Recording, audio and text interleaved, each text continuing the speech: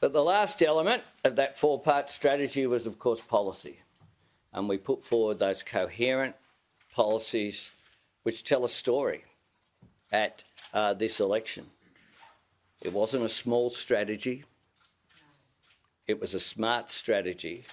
It was one that is achievable, and it was one that is fashioned on, as I said, continually in my corniest of analogies, that we would kick with the wind at our back in the fourth quarter. And wasn't that wind magnificent?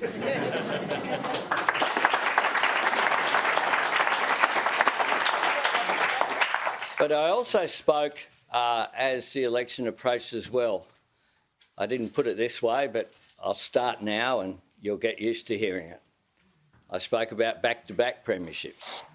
I spoke about two elections. I said I had two dates in mind.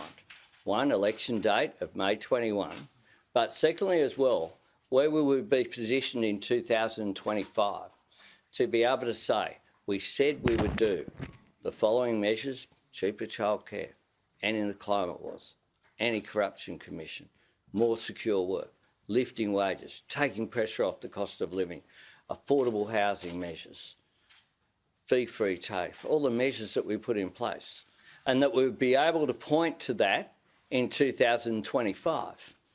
Because the way that you really change the country, is to entrench reforms. And to do that, you need a long-term Labor government. It's only Labor that does the big things in this country. And I want, just as universal health care and universal superannuation are part of the great Australian story created by Labor, I want universal childcare to be part of the great Australian story. I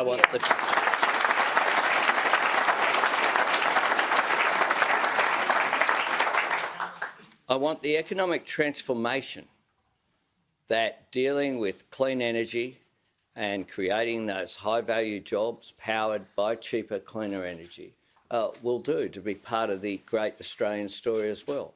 I want part of the Australian story to be dealing with the national security challenges that we have in our region that we've set about making a difference on. And I believe we can do that if we maintain the sort of discipline that we have shown over the last 3 years, both members of the caucus and the fantastic candidates who I see before me here today.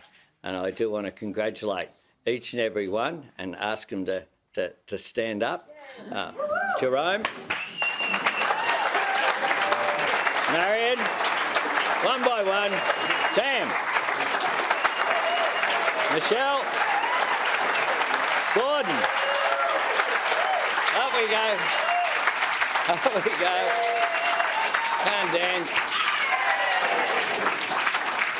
Andrew.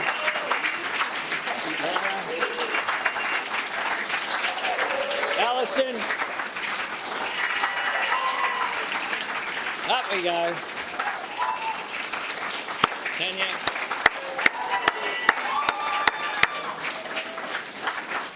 Dan.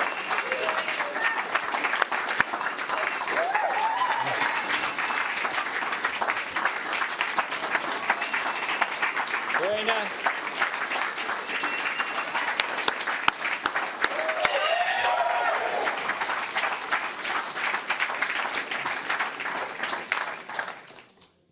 So just as we do that, I also acknowledge two fallen colleagues, Christina and Terry, and thank them for their contribution. But I make this point that thanks to my good friend Fiona sitting up the back there quietly.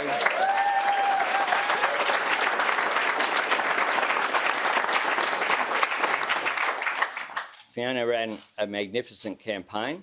If she gets across the line, no one's allowed to call her Fiona anymore. We'll just call her 77. But it was a magnificent campaign by people. Fair to say, to use a footy analogy, the umpires didn't really, go with us all the time. I say in front of some of those umpires here today. But we dealt with that. And maybe they don't have as much influence as they think. Because we refused to go off track. we had a good story to tell.